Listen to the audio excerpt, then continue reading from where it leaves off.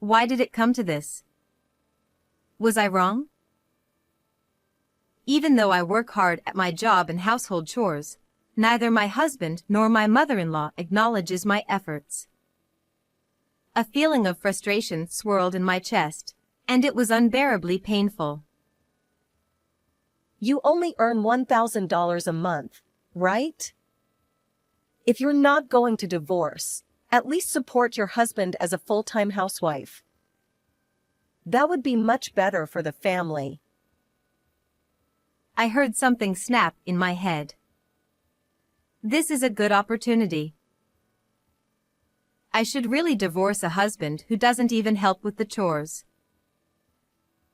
All right. I'll divorce.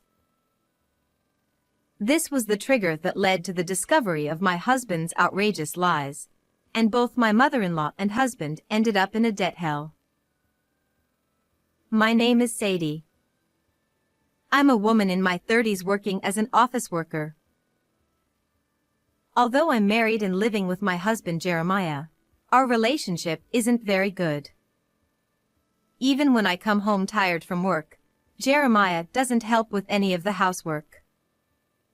He seems to think that all the housework is my responsibility. Sometimes we argue, but since I'm usually tired, I end up giving in. Taking advantage of my reluctance to push back strongly, Jeremiah becomes more and more arrogant. I'll stop complaining about Jeremiah here. There are other things that are truly painful.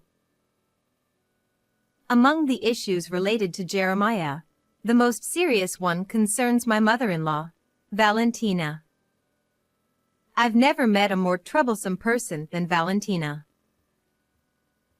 Valentina, who divorced a few years ago and is now single, lives separately from us but frequently visits our home, probably because she lives nearby. I just want to help my dear son and his wife a little. I want to be useful. She says such things, but it's all talk. She has never actually helped with anything. She just sits around watching TV while munching on snacks from our house. Watching Valentina's disgraceful behavior, I always sigh quietly. Please, do that at your own home. Don't show such behavior at our place.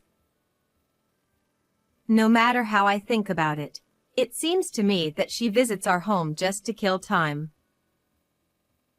Well, it's still better if they just do nothing, but Valentina, together with Jeremiah, sometimes causes me a lot of stress. And it's the kind of stress that's unbearable and fatal. One day, after finishing an enormous amount of work and returning home exhausted, thinking I could finally take a breather, I found Valentina and Jeremiah in the living room. I could only be exasperated by Valentina, who was there as if it were the most natural thing. I couldn't understand it, but it seemed they were just sitting and waiting for the food to be served. You're quite late. Make dinner quickly. Jeremiah is right. We're starving here. Jeremiah and Valentina were rushing me as if it were only natural for me to cook. I felt my fatigue double. My work was just entering its busy season, and on this day, I had managed to come home relatively early. Jeremiah and Valentina didn't know this, so they said whatever they pleased without any consideration. Valentina, in particular, probably didn't understand the difficulty of my work or even the meaning of my work. It was useless to argue with such people.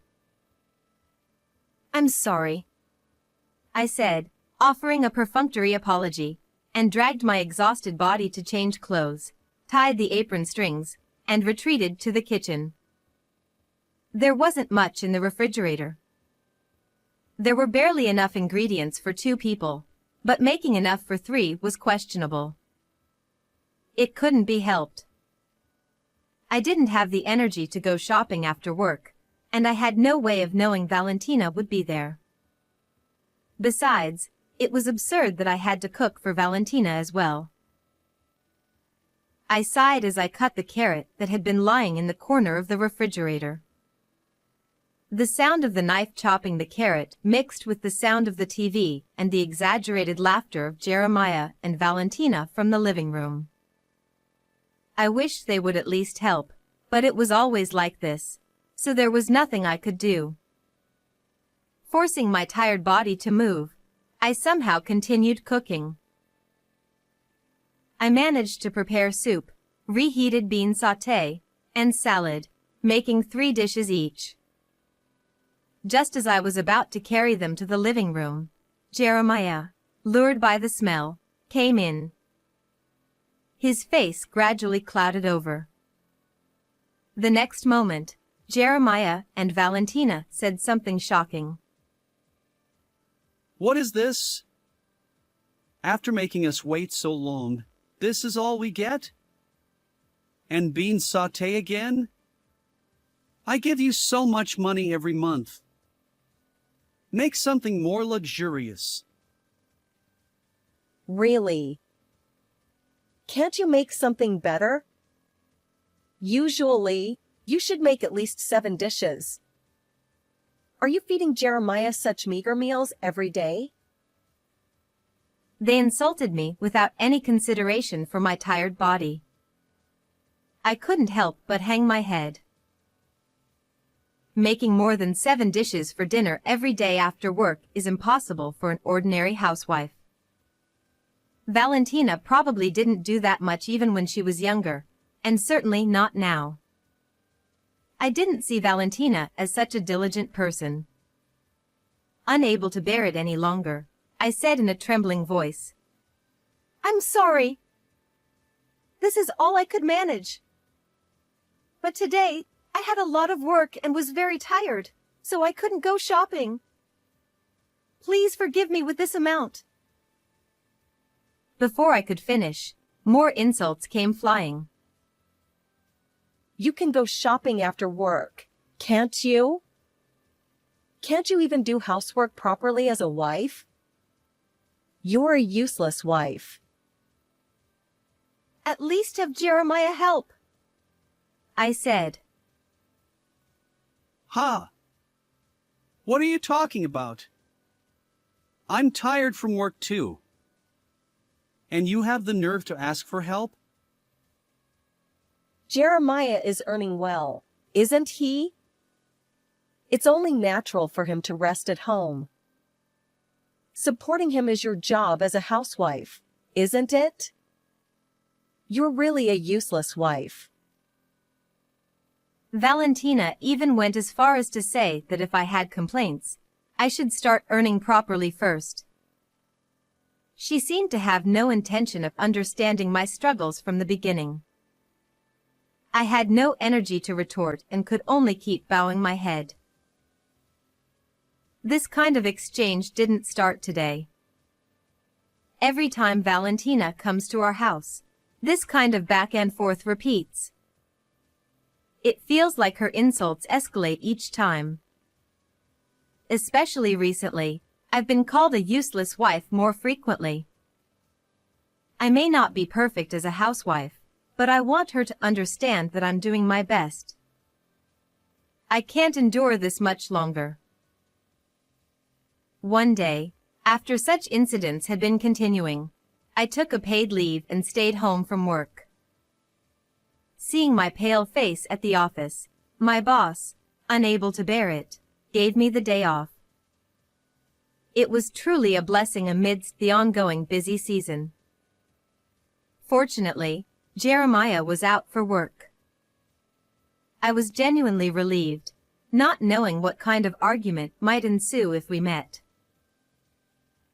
That morning, thinking I could finally relax, I heard the front door open violently with a clatter. Suspecting something, I jumped off the sofa and rushed over, only to find Valentina standing there as expected. By now, I was used to it. But does this person not have the concept of ringing the intercom? Oh? Jeremiah isn't here today? She said as she barged into the house. Valentina plopped down on the sofa where I had been lying just moments ago. Why are you at home today? When I said I had the day off, Valentina let out a conspicuous sigh. You took paid leave, didn't you? With such little earnings, you don't have time to rest, do you? Somehow, she seemed even more irritable than usual today. Valentina noticed the leaves of the houseplant next to the sofa. A thin layer of dust had settled on their surface. By the time I realized it, it was too late. Valentina slid her index finger over the leaf, showing me the dust she had collected, and said, What is this? Are you really cleaning properly? Her words accusing me of neglecting my cleaning duties were mercilessly thrown at me. Valentina's eyes moved to the hard-to-clean areas like the window sills and the corners of the room. Harsh words kept coming, criticizing this and that. I could only look down and endure it. Honestly, it's strange that an elite like Jeremiah married a poor woman like you. The lecture had somehow shifted to my marriage with Jeremiah. Valentina seemed to still hold a grudge about my lack of financial stability at the time of our marriage. Indeed, back then, I was undeniably poor. My income was not high, and my lifestyle and appearance were modest. But I have changed since getting married. I work hard to support our household and earn a respectable amount. Why should I be dragged through the mud for my past and called poor? I almost started crying but held back. Just divorced Jeremiah already. Suddenly, those words were thrown at me. Her reasoning seemed to be that her son, an elite, deserved someone better than a poor woman like me. The sudden words pierced my heart. Even though I don't love Jeremiah now, the word divorce was quite a shock. It felt like my existence, which had been clinging to the somewhat stable concept of family, was being exposed. Divorce, just like that. Valentina continued with even more surprising words. Jeremiah earns $70,000 a year. And yet, what was that dinner the other day? Such a meager meal. Poor Jeremiah. I had no idea what Valentina was talking about. You only earn $1,000 a month, right? If you're not going to divorce, at least quit that job and support Jeremiah as a full-time housewife. That would be much better for the family. How did you even know about our income? Jeremiah showed me the bank account. He said he earns this much. I was stunned. The $70,000 annual income was mine, and it was Jeremiah who only earned $1,000 a month. The $70,000 bank account Jeremiah showed you is mine. What are you talking about? Are you trying to lie now, on top of being a poor woman who can't even do housework properly? It's Jeremiah who is lying. I regretted marrying such a pathetic Jeremiah. I felt ashamed of myself for finding comfort in the relationship of husband and wife. You're not looking down on Jeremiah, are you? After all the help he's given you, if you're going to tell such ridiculous lies, you should just get divorced already. I heard a snapping sound in my head. This is a good opportunity. I should really divorce Jeremiah, who doesn't even help with the housework. All right. I will divorce Jeremiah. Thus, I decided to divorce Jeremiah, packed my things, and actually left the house. I had been working tirelessly and supporting the family as best as I could. Yet, neither Jeremiah nor Valentina appreciated my efforts. How did it come to this? Was I wrong? These thoughts swirled in my mind, making me feel unbearably miserable. After leaving the house, I returned to my parents' home to rest my weary heart and body.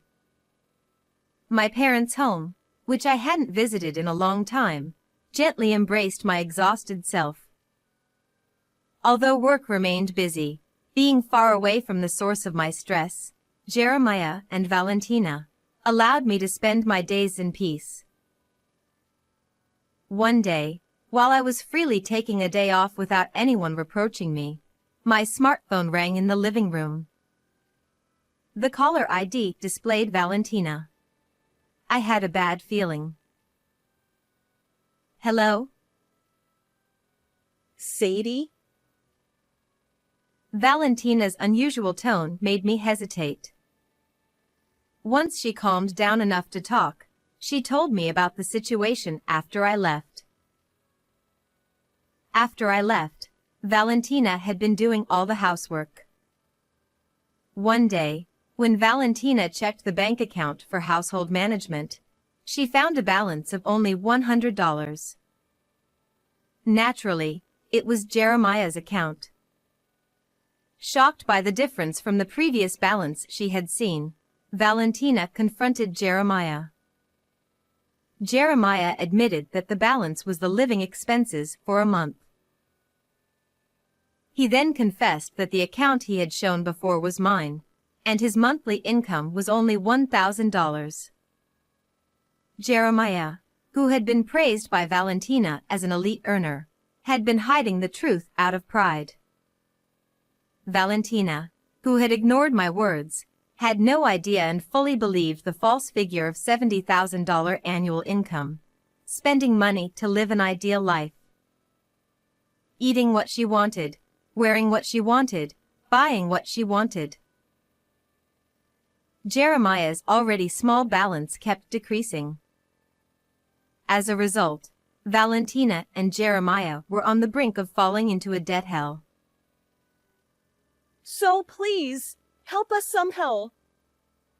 I apologize for everything. Just come back immediately. Valentina's desperate and shallow words made me sigh in exasperation. How could she say such things so shamelessly?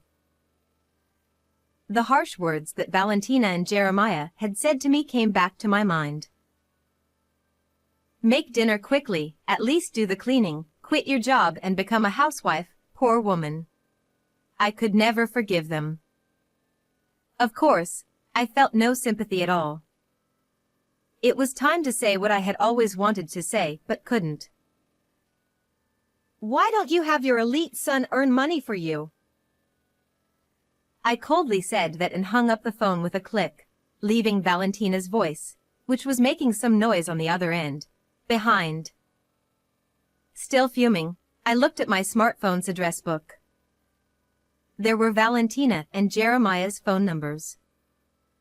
I deleted those annoying contacts. For good measure, I also set them to be blocked. I had to free myself from Valentina and Jeremiah's curse. To sever this relationship quickly and surely, I took further action.